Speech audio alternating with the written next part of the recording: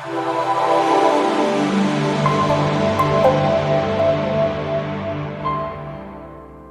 your Finimize host. My name's Cam, and I'm joined by Brendan Ahern. Today, we'll be reviewing the myths and opportunities of investing in China, and also explore some of the challenges investors have faced in China this year, but also where are some of the opportunities going forward. Before I start, please don't forget your free tickets to the Finimize Summit, a global event for modern investors. If you don't have the link, there is a little QR code there on the bottom left of your screen, so feel free to check that out. So to speak on this subject on all things China, we're lucky enough to have a very special guest, Brendan Ahern, the Chief Investment Officer at CraneShares. Brendan joined CraneShares in 2013 and leads the firm's China research and education efforts. He's actively working with investors on a variety of subjects, ranging from asset allocation to trading, as well as articulating the growing influence that index providers hold in the asset management industry. He also produces a daily update called China Last Night, which also appears as a column on Forbes.com. Prior experiences also include over 10 years with Barclays Global Investors. Some of you might know them as BlackRock or the iShares ETF business, which was spun off. And Brenda graduated from the College of Holy Cross and has a Master's of Science in Financial Analyst from the University of San Francisco.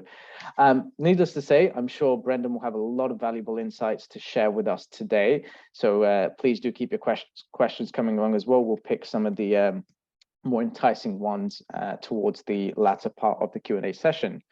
Now, with that introduction out of the way, I'd say let's dive right in, Brendan. You know, China has been a bit of a hot topic lately this year, you know, with all the geopolitics going on and the market volatility. You know, there's been some challenges investors have faced in China this year, but what are those challenges in your opinion?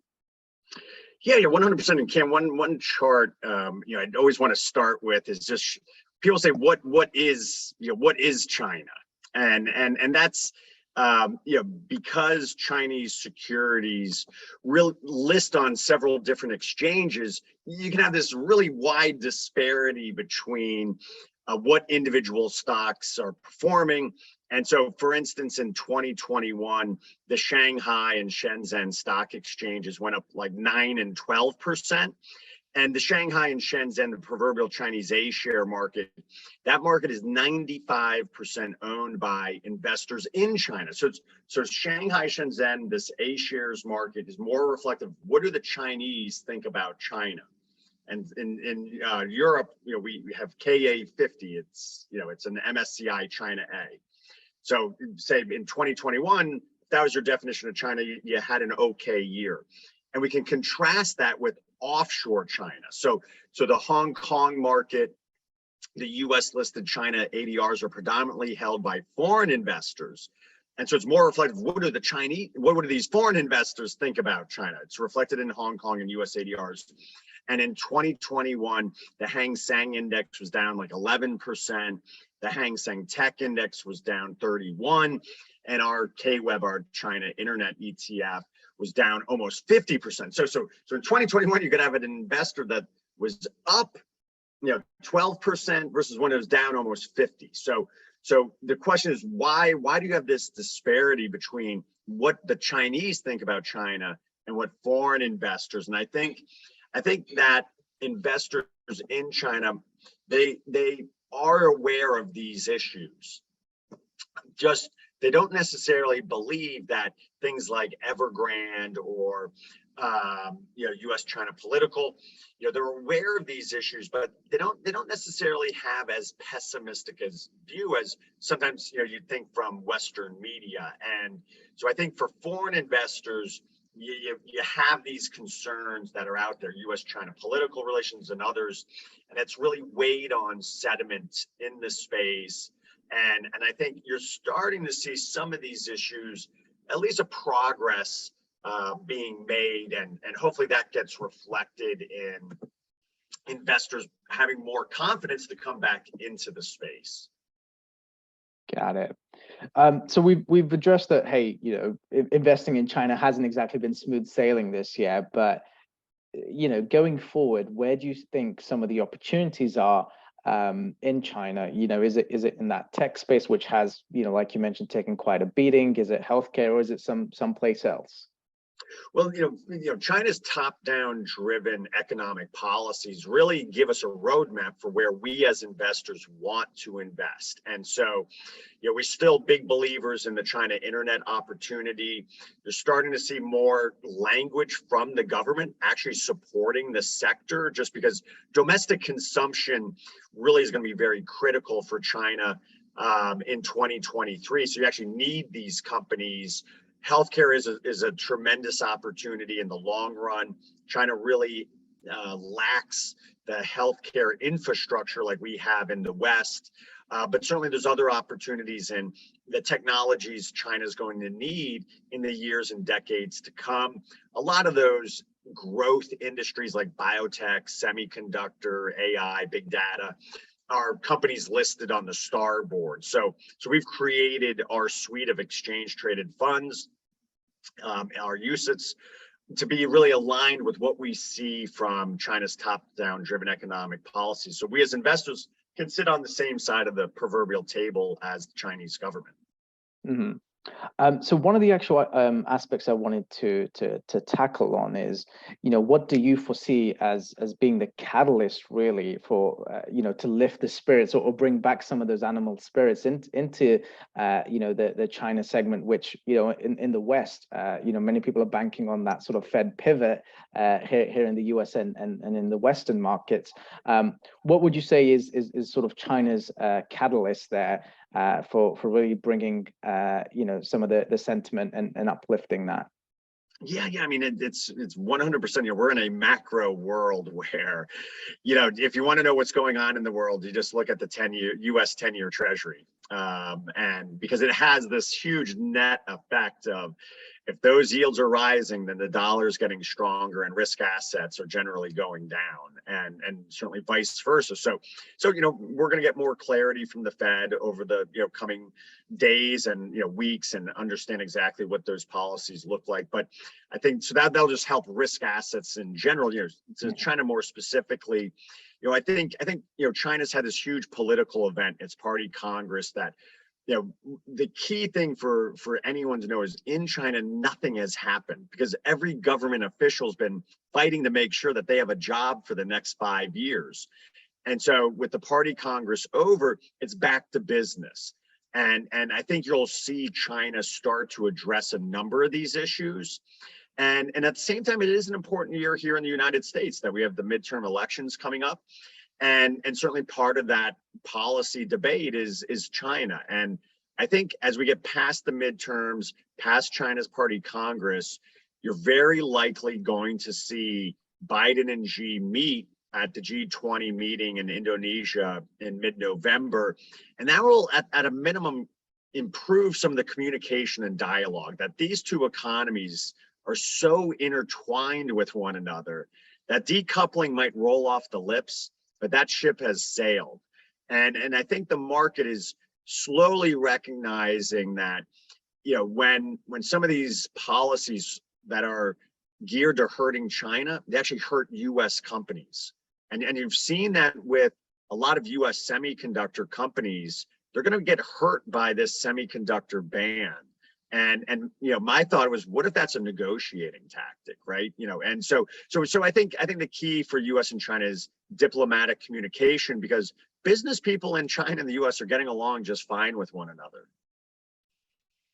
Got it. Excellent insights there. Just to round off the topic here before we open up to our Q&A panel here.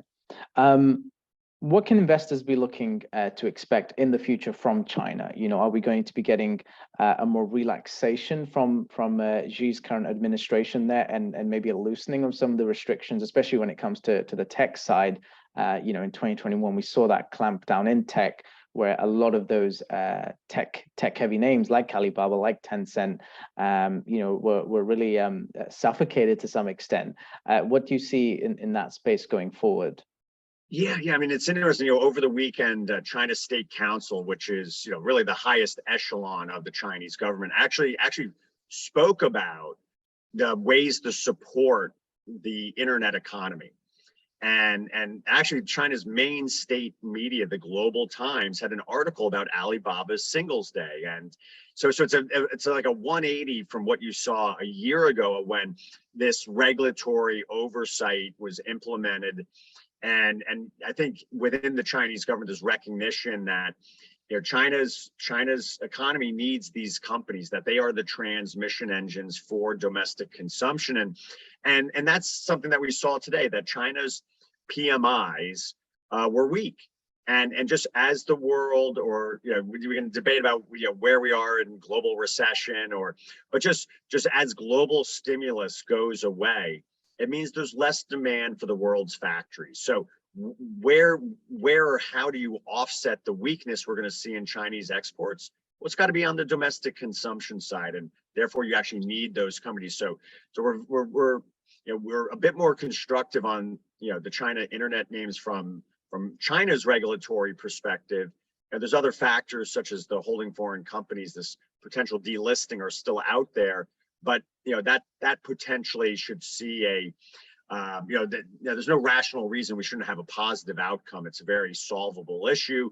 And I always point out what's really interesting is investors in China are buying these internet companies in Hong Kong. And it just makes you wonder, the people closest to these companies are buying them every day for the last month. It's very interesting. Right. That's actually a great segue into one of the questions that just popped up here from Ash. And again, ladies and gentlemen, please do feel free to put your questions in the Q&A function or via the chat here. So Ash had a question, and he or she mentioned a big concern as it relates to investing in China is that funds could be blocked, i.e. not allowed to cash out or trade. How should we take that into consideration? This coming from my amateur research on risks and opportunities in China. Thoughts on that, Brendan? Yeah, 100%. And I think after what we've seen, what happened with China, with Russia, you'd say, I need to be worried now. What's interesting is, and I apologize, I'm showing some of my American bias where I did this. So I did this, I think this is important for why China needs the West. And certainly China's economy is highly geared to the West. They need the United States, they need the United Kingdom, they need Europe. And that's very different than Russia. That Russia's economy is very small in terms of its global impact, and obviously, there a lot of countries are very dependent upon Russia. But from an investment perspective, Russia is very small.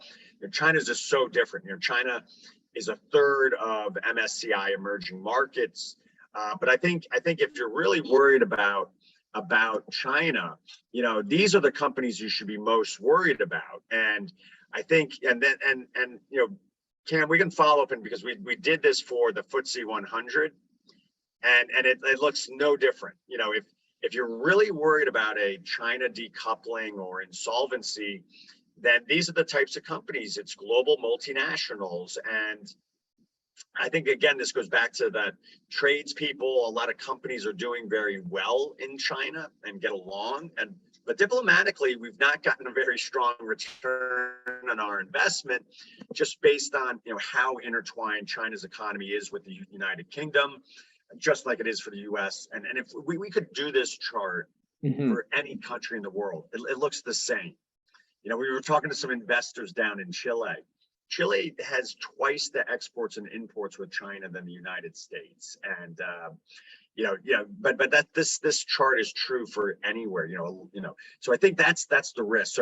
So is it something that we should be concerned about? I think the difference between the sanctions you saw on Russia is, yes, on energy, it has a really big implication, but outside of that, it's not that big. China is just so much more intertwined in the global economy, which is why I'm not, it takes two to tango here. And there's a lot that, China needs to do to improve its image in the Western world. And I was actually just going back to that slide there, Brendan. I was actually quite shocked when you guys held the conference back in the London Stock Exchange, where you had the FTSE 100 representation up there. And I think it was something, north of 60% that, UK companies were relying on China for their revenues, which, to me was quite shocking there, just based on those numbers. Got a couple more questions coming through. Wendy says, China has a number of human rights issues. Do you feel investors can help drive democracy and social change through their investment choices in China? Now, that's a bit of a tricky question there, because I've always found that ESG is a bit of a touchy topic, especially when it comes to emerging markets and China as well, for that matter. What are your thoughts? No, I think it's a great question. One, I'm a big believer that you can affect change through engagement. And, I've got little kids, and sometimes I bang the table and yell, and it doesn't really work that well. And so I think, engagement allows for discussions, and, we live in kind of a polarizing world at times, but, I think, there's never been more choice for investors than today. And I think, for me, ESG investing is really about bottom up corporate analysis of the E, S, and the G. A lot of what's happening between China and governments globally is a little bit different from that bottom up analysis that index providers and other firms do on that bottom up and corporate analysis. But again, I think engagement is the route, and I think it's almost disconcerting to think that there was no U.S. ambassador to China for 2 years. So how do you have engagement and without that? So again, I think that's where, kind of from a business perspective, by going to China, meeting with companies, meeting with the regulators, you have a better chance of affecting change than slamming the door, so to speak. Got it.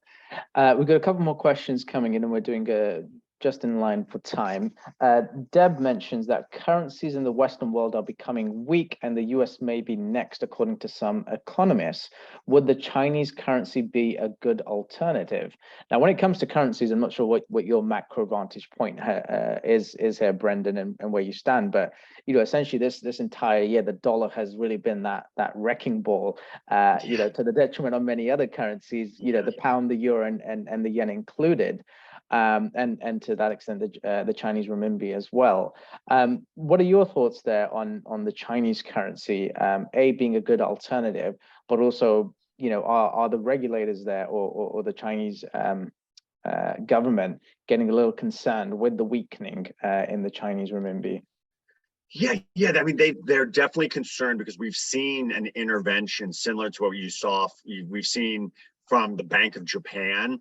Now the intervention that we've seen can only slow the depreciation. That it's almost like tapping the brakes. It might reduce some short-term volatility, but you can't stop it, because interest rate differentials is the predominantly driver of currencies. I mean, there's other factors, but the 10-year Chinese treasury is down to about 2.64%, versus the US treasury just over 4%. So this change of where China's been easing at the same time the Fed's been tightening has only exacerbated the weakness in the Chinese renminbi. And that's no different than any other other countries. The one interesting thing about China is that they have eased, where a lot of central banks are rising interest rates to try to stem that. I think China will moderate some of its some of this easing, but I think you're going to see a lot more fiscal support. That they don't want the currency to fall too much.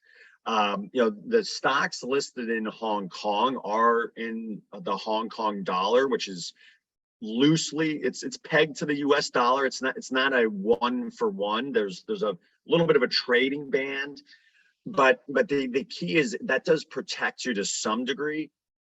But because those underlying companies, their revenues and balance sheets are in renminbi, the there is some effect of the currency deappreciation, that even though the Hong Kong dollar is, super steady, because those underlying companies' assets are in renminbi, the market kind of does that. That is a little bit of a factor in that. So at some point, it's a whole nother debate, and it's not an area. I don't want to get out over my proverbial skis. It's not. It's what the Fed does. I just think there's a point at which you just have to say, you cost Boris Johnson his job, in my opinion. It's Liz Truss. You're hurting a lot of friends, and to just willy-nilly put the screws to the global economy. I think there's a point where you start getting some phone calls. We'll see if they tap the brakes, but thus far the believers in the pivot have been nothing but wrong, and so I think you got to be a little careful in buying into that narrative potentially. Got it. I hope that answers your question there, Deb. And actually, one of the interesting statistics while we're on the topic of currencies, this morning there was a Bloomberg opinion chart. I'm not sure if I can share this here really quickly, but apparently the daily turnover in FX is something like 7.5 trillion. So it doesn't intervention from governments only goes so far these days compared to latter years. And I think to answer your question there, Deb, as Brendan was mentioning, it's all about the interest rate differentials and where inflation goes in the next 6 to 9 months, which at this point I think is anybody's guess really. Perfect. Moving on, we've got another question here from. I'm not going to try pronouncing that name because I think I'm going to butcher it anyhow. So for the sake of my sanity, I'll leave that. But a question on how the current market projections take into account the potential China, Taiwan, and US conflict. Now, I did say we weren't going to get into politics or geopolitics, but what's your view on this one, Brendan? Well, I think certainly the markets are baking in. So markets are kind of probability machines, right? They're the sum of potential outcomes to all these different issues, and all these other people have their own opinions, and it kind of aggregates it up. So certainly some level of the underperformance we've seen within Chinese equities is driven to that risk factor, as well as a lot of investors saw what happened to Russian stocks, Russian bonds, as they were cut off, and so I think they do embody some element of that.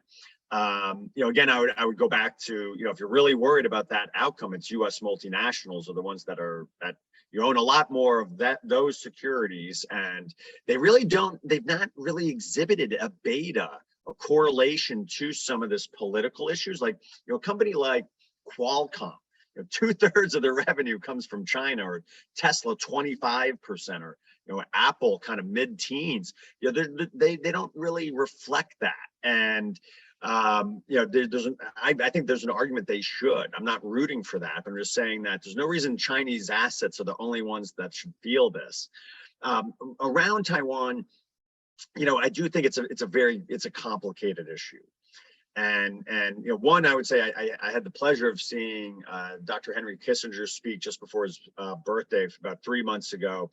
And he said, China will play the long game, that if you do, particularly after seeing what happened to Russia and Russia's economy, is if they actually went in with military force today, it would be ostracized, it would be cut off from the global economy, and China's economy would just black and white collapse. I mean, so the other thing that he said was, so he was like, if you put yourself in their shoes and do probability analysis or outcome game theory, you'd say there's very little upside.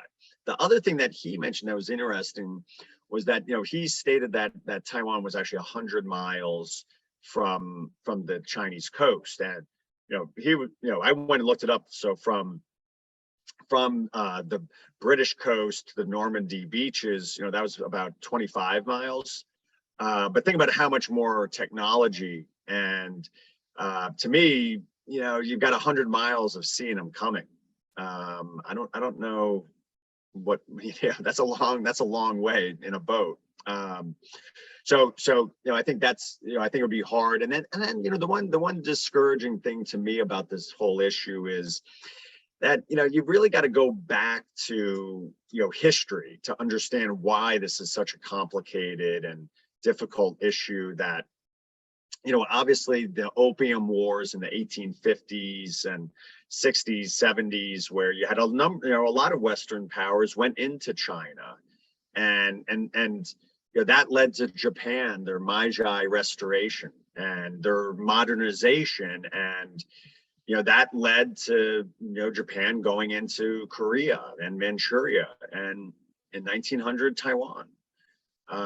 So these are kind of the events preceding World War II in the Pacific, and we don't really read about any of that when people talk about Taiwan. And then at the same time, for people in Taiwan, they've not lived under the Chinese government for 120 years.